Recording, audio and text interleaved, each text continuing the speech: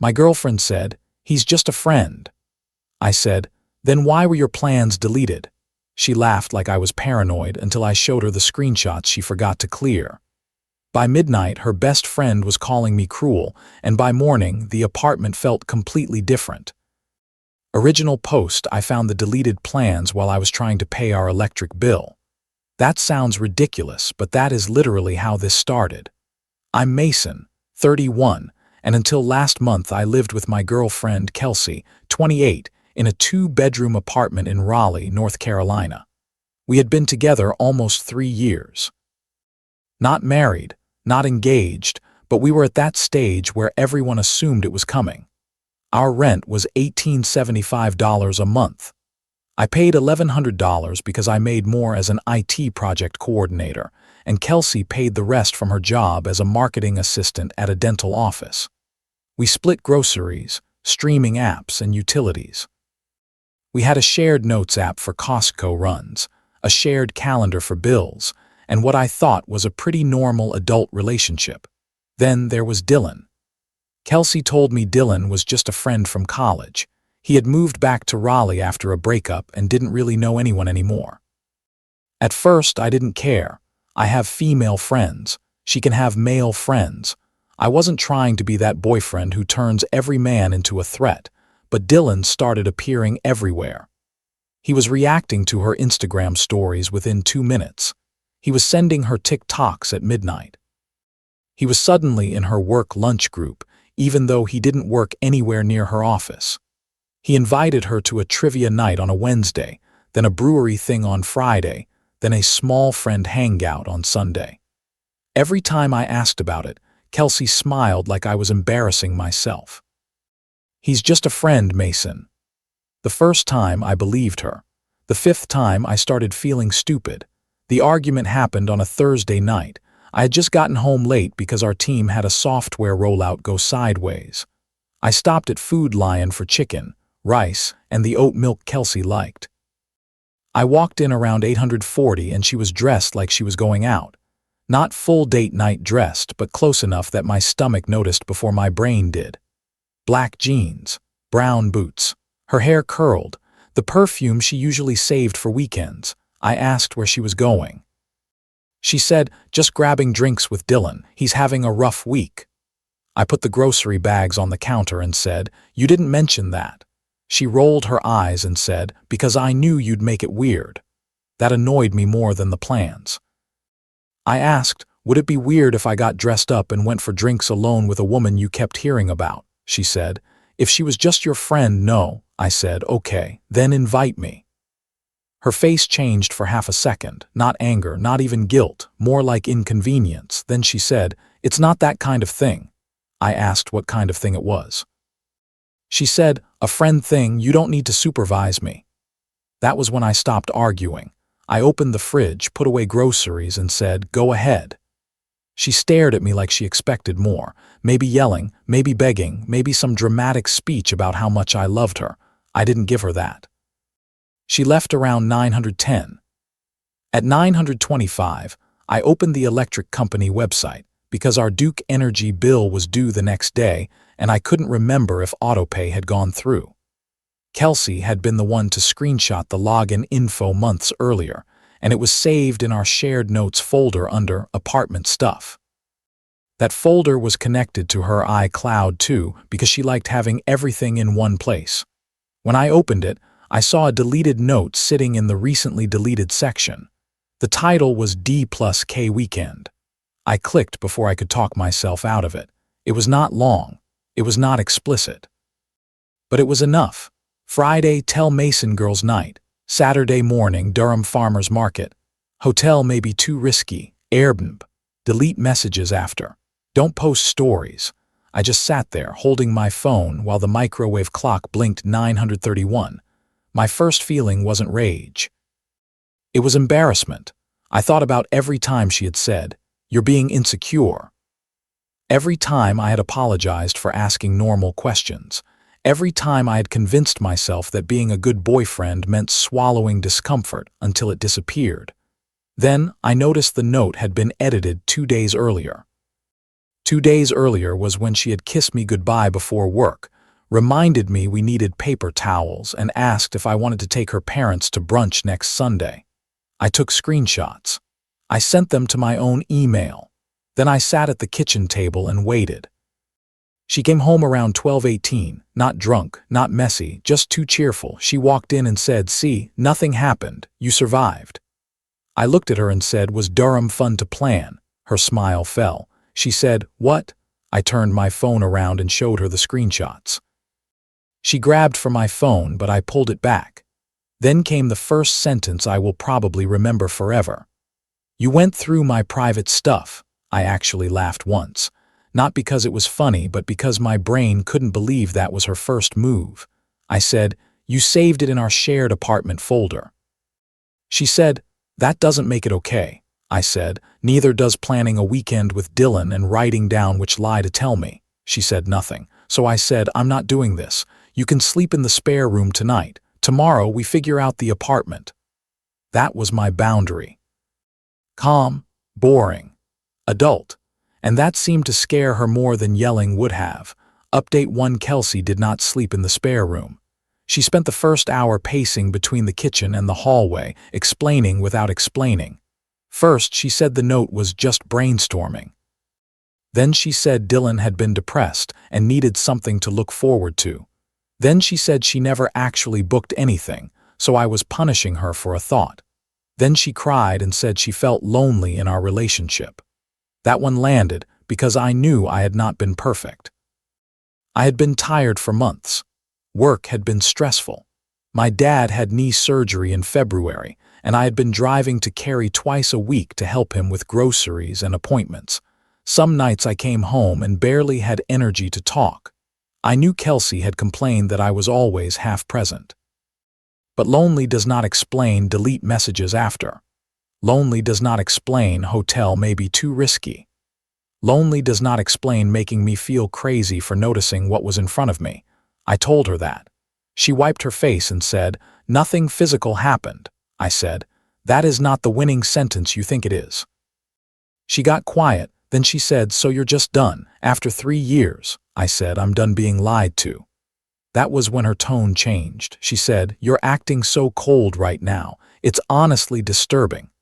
I told her, "I'm calm because I already spent weeks feeling crazy. I'm not doing that part again." She slept on the couch, not the spare room. I didn't argue. I went to bed, locked the bedroom door, and stared at the ceiling until almost 4 a.m. The next morning, I called our leasing office. Both of our names were on the lease, but it was month to month because our original lease had ended in April.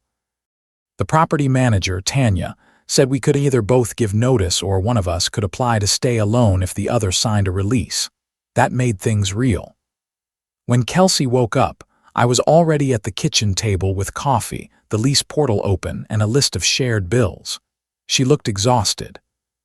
Her mascara was still under one eye. She asked if we could talk before I started making decisions. I said, "We are talking. I'm not staying in a relationship where I have to check deleted notes to know the truth." She said, "I said I was sorry." I said, "You said a lot of things. Most of them were about how I found out." She sat down and looked at the list. Rent, electric, internet, car insurance because she was on my policy for the multi-car discount, Costco membership, the couch we bought on a payment plan, the $420 she still owed me from when her car needed tires in March. She said, "So what, you're kicking me out?" I said, "No. We both live here legally. I'm giving you 2 options. I can leave at the end of the month, or you can. But I am not sharing a bedroom with you, and I am not paying your part of anything after this billing cycle." That was the first time she looked scared instead of defensive. She said she couldn't afford the place alone.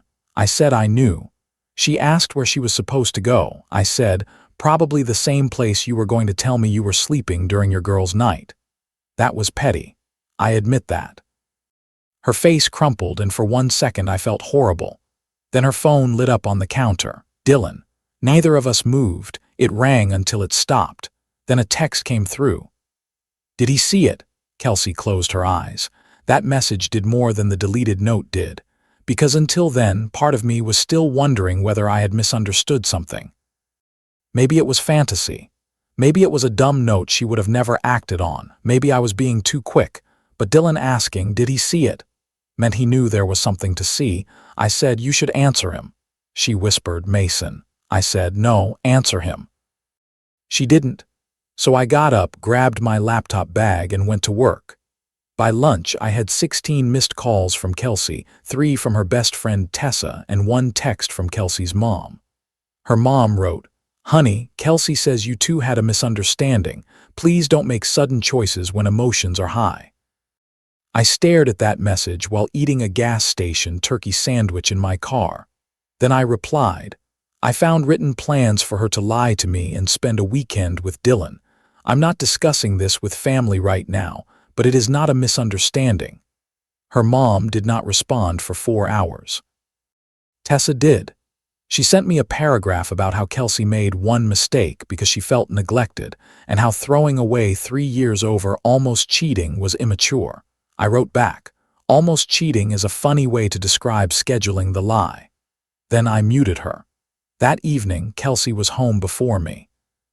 The apartment was too clean, dishes done, counters wiped, laundry folded. She had made pasta, which she only did when she wanted things to feel normal. She said, can we reset for one night? I said, no. She said, I didn't go with him tonight, I blocked him. I asked to see. She hesitated. That was the answer. Update 2, she had not blocked Dylan. She had renamed him. I wish I were joking. When she handed me her phone, I didn't even scroll through her messages. I just looked at the top of her recent texts. There was a contact named Danielle Work. No profile photo, no work context. Just a thread that had been active 20 minutes earlier. I asked, who's Danielle? She said, a woman from the office. I tapped it. The first visible message from Danielle Work said, I can give you space, but I need to know if we're still doing Saturday. Kelsey snatched the phone back, and that was it. Not because I had discovered some dramatic affair with a secret apartment and a double life. Because I watched her lie in real time while asking me to reset. I said, I'm leaving tonight. She said, where? I said, Cole's place. Cole is my younger brother. He lived 15 minutes away with his fiancée in a townhouse, and he had already told me I could use their guest room if things got bad. Kelsey started crying harder. She said I was abandoning her, that I was humiliating her by telling people, that I was turning everyone against her. I said, I told your mom one sentence because she texted me. I muted Tessa. I haven't posted anything. I haven't called anyone names. You are confusing consequences with cruelty. That line made her angry. She said, you're enjoying this. I wasn't. That was the part nobody saw. I packed like a robot, but my hands were shaking inside the dresser drawers. I put work clothes, toiletries, my laptop charger, and my passport in a duffel bag. I forgot socks. I forgot my allergy medicine. I took the wrong phone charger. When I walked into the living room, she was sitting on the floor by the couch, crying into her sleeve. She looked up and said, if you leave tonight, we're really done. I said, I know. She said, after everything. I said, after everything you planned. That was the first boundary she actually believed. I stayed at Cole's that night. His fiancée, Ashley, didn't ask 1,000 questions. She just put sheets on the guest bed and left a bottle of water on the nightstand. That kindness almost broke me more than the argument did. The next morning, I woke up to a Venmo request from Kelsey for $615. The note said, "You're half of emotional damage." I stared at it half asleep, wondering if I was still dreaming. Then another text came in from her. "You don't get to destroy my stability and act like the victim." That was when my guilt started turning into something calmer. I replied, "I'll pay my agreed bills through the end of the month. I won't pay emotional damage. I'll email you the lease options today." Then I blocked her number for 4 hours so I could work. At noon, I emailed her a clean breakdown. Option 1, I stay, she signs release. I keep utilities. She moves by the 30th and I pay the remaining couch balance. Option 2, she stays, I sign release. She transfers utilities and she pays me back the tire money by the end of next month. Option 3, we both give notice and leave. No insults, no threats, no "you ruined my life," just logistics. She responded with one sentence. "I can't believe you're treating me like a roommate." I almost typed, "You treated me like a backup plan," but I deleted it. Instead, I wrote, "That is what we are now." The strongest twist came 2 days later, and it was not from Kelsey. It came from Dylan's ex-girlfriend. Her name was Paige. I had met her once at a brewery back when Dylan and Kelsey were supposedly just catching up as old friends. Paige sent me an Instagram message request that said, "You don't know me well, but I think you should know this wasn't the first plan." My stomach dropped. I accepted the message. Paige sent screenshots from 3 weeks earlier. Dylan had texted her while drunk, complaining that Kelsey was taking forever to leave Mason, and that she kept saying she needed a clean exit because the apartment situation was complicated. Then Paige sent another screenshot. "Dylan, she says he's a good guy, just boring now. I told her good guys don't keep you warm forever." That sentence made me feel physically sick. Not because Dylan insulted me. Because Kelsey had apparently been discussing me like I was an old couch. She had not figured out how to move. Paige apologized and said she had debated sending it because she didn't want to insert herself. But after Dylan tried to get back with her the same weekend he was planning Durham with Kelsey, she felt everyone deserved the truth. That part almost made me laugh. Dylan wasn't a romantic escape. He was just messy. I sent the screenshots to Kelsey with one line. "Please choose one lease option by Friday." She called me from a blocked number within 2 minutes. I answered because I wanted to hear what she would say. She was sobbing. She said Dylan was exaggerating. She said she had vented during a bad week. She said she never meant to make me sound boring. She said she loved our life, but she was scared that love had turned into routine. For the first time, she sounded honest, and that made it harder, not easier, because I understood routine, I understood fear, I understood wanting to feel exciting again. But I asked her, "Why didn't you tell me that before you made plans to lie?" She said, "Because I didn't want to hurt you." I said, "No, you didn't want to lose the safe part while testing the exciting part." She went quiet. That silence told me she knew I was right. She chose option 3. We both gave notice. Final update: moving out was weirdly peaceful, not happy, not easy, peaceful. We divided things like two people trying not to become worse versions of themselves. She took the dishes her sister gave us. I took the air fryer because I bought it. We sold the couch on Facebook Marketplace for less than we owed and split the loss. She paid me $200 toward the tires and promised the rest later. I didn't chase it. On the last night, I went back to the apartment after work to grab my router and a box of books. Kelsey was there, sitting on the floor in the empty living room.